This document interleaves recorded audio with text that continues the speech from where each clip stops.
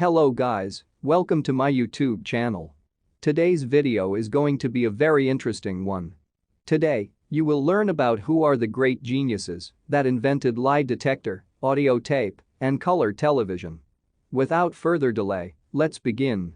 Some lies roll off the tongue all too easily, while others can put the body under noticeable stress, inducing sweating palms, nervous twitches, contorted voices, and pounding heartbeats.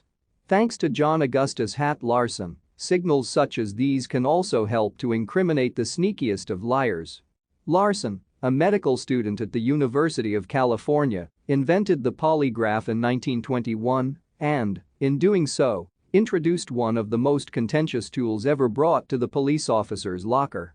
Larson's lie detector worked by continuously and simultaneously monitoring physical responses such as changes to blood pressure, pulse rate, and respiration.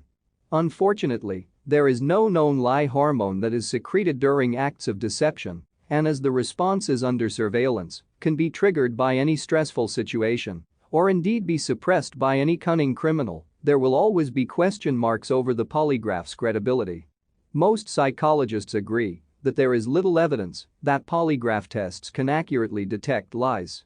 Lie detector tests have become a popular cultural icon. From crime dramas to comedies to advertisements, the picture of a polygraph pen wildly gyrating on a moving chart is a readily recognized symbol.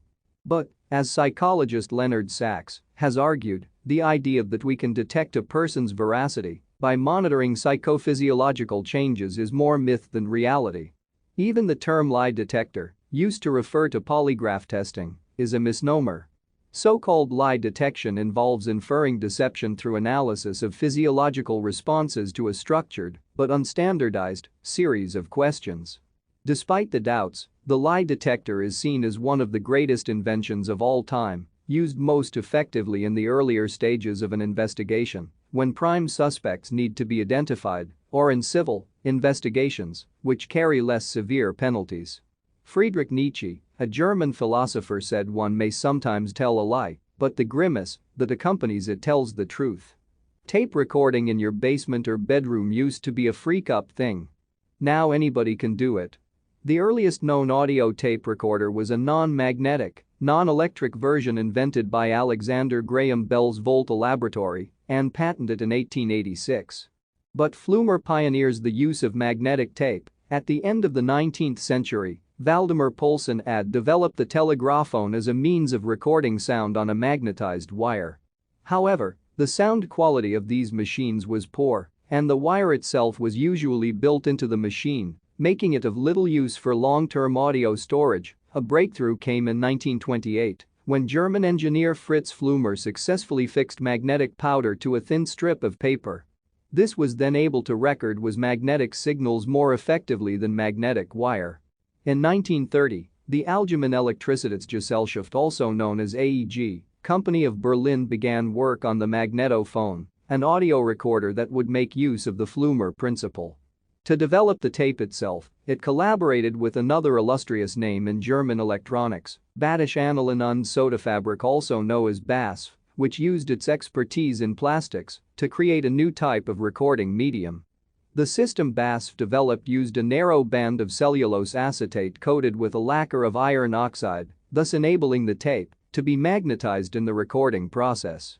The AEG K1 magnetophone and the BASF magnetic tape were exhibited together at the 1935 Berlin Radio Fair. The AEG K1 was used extensively by the Nazis during World War II. After the war, a number of models were shipped to the United States, where they formed the basis of a revolution in audio recording.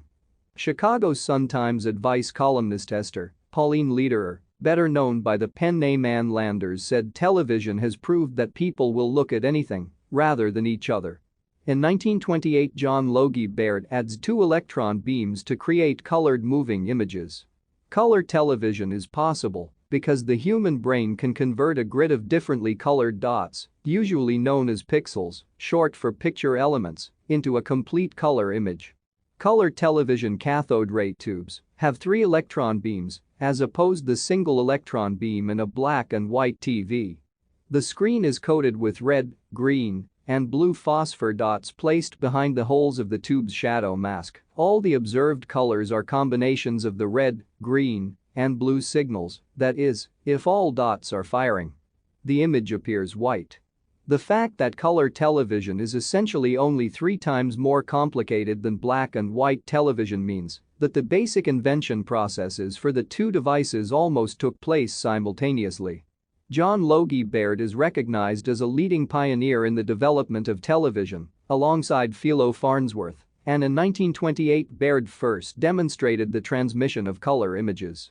One of the early important commercial considerations was that the signals that transmitted the color pictures should not only result in color images on color TV sets but should also be rendered as black and white images on mono sets. Development was slow, and sales of shadow-masked RCA cathode ray tube color TV set only started in 1954. The sets were extremely expensive and typically cost more than $1,000. The 1961 Sunday evening transmission of Walt Disney's Wonderful World of Color encouraged U.S. citizens to buy color TVs. Only by 1972 were color TV sales exceeding black and white. If you have liked the video, don't forget to give a like and subscribe to the channel. Hello.